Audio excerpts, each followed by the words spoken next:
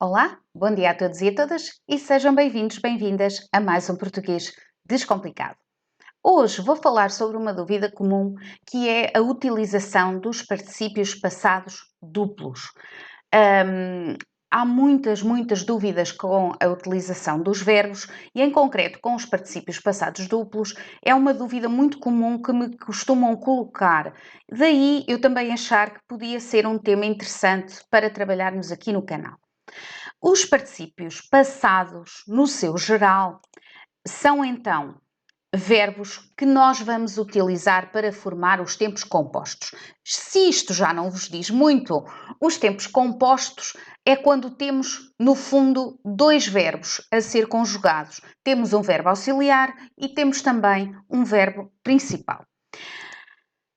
Dentro dos particípios passados duplos, nós podemos distinguir a forma fraca, que antigamente nós chamávamos forma regular, e agora com a terminologia linguística houve uma alteração e nós chamamos forma fraca, e então a forma fraca é aquela que utiliza os auxiliares ter e haver, e depois a forma forte, que nós antigamente chamávamos de irregular, que é utilizada com os auxiliares ser e estar.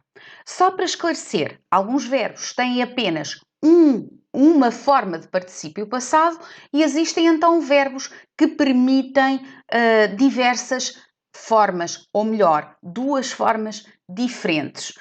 Se bem que há aqui uma pequena marotice, por assim dizer, que nós podemos encontrar em alguns verbos e que é uma tendência atual da língua.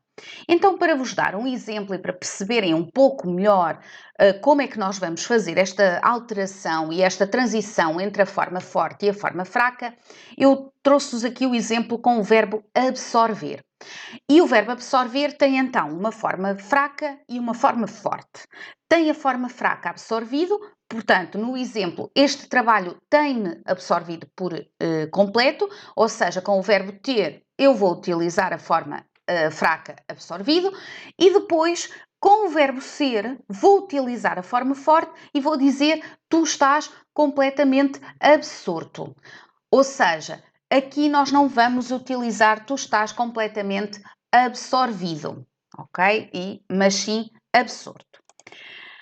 Com o verbo pagar, esta é uma dúvida extremamente comum e que me colocam muitas vezes durante as minhas formações. Era eu tinha pagado ou é eu tinha pago? E então tenho a dizer-vos que aqui é que está a tal marotice de que vos falei há pouco. É que o verbo pagar, e há mais alguns verbos, neste momento, por tendência da língua, e não por regra só, o verbo pagar, com a forma fraca, com o verbo ter, permite dizer pagado ou pago.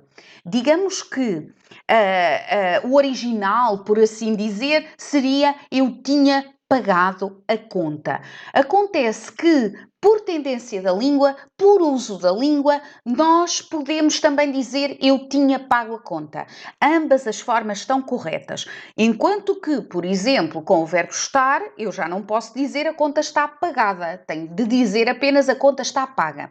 Há uma tendência atual para a substituição da forma fraca pela forma forte. Daí esta designação de fraca e forte, porque a forma fraca tem vindo a ser substituída também em alguns verbos. E isto é uma tendência que possivelmente vocês irão ver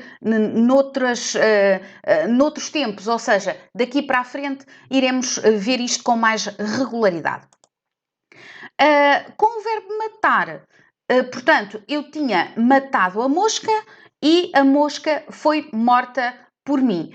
Portanto, com o verbo matar já não vos vai permitir esta dupla alteração com o verbo ter, mas permite então esta bifurcação com a utilização do ter e do ser.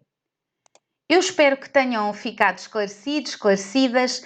Esta questão é uma questão que deixa muitas dúvidas mentais e sempre que tenham dúvida numa gramática, vocês encontram inclusivamente algumas listagens de verbos de verbos com os seus respectivos particípios duplos para que possam tirar as dúvidas relativas a esta questão. Nós apenas afloramos ou melhor, levantámos o véu à questão e sempre que vos surjam dúvidas é preferível confirmar na gramática porque aí terão a certeza daquilo que está a ser utilizado no momento. Tenham em atenção também e utilizem uma gramática que esteja atualizada para não correrem o risco de poderem encontrar informação errada. Vão partilhando também as vossas dúvidas na página do Facebook, também no canal do YouTube, vão fazendo sugestões de novos vídeos, vão seguindo, vão partilhando e continuem a acompanhar o Português Descomplicado. Até à próxima e fiquem bem!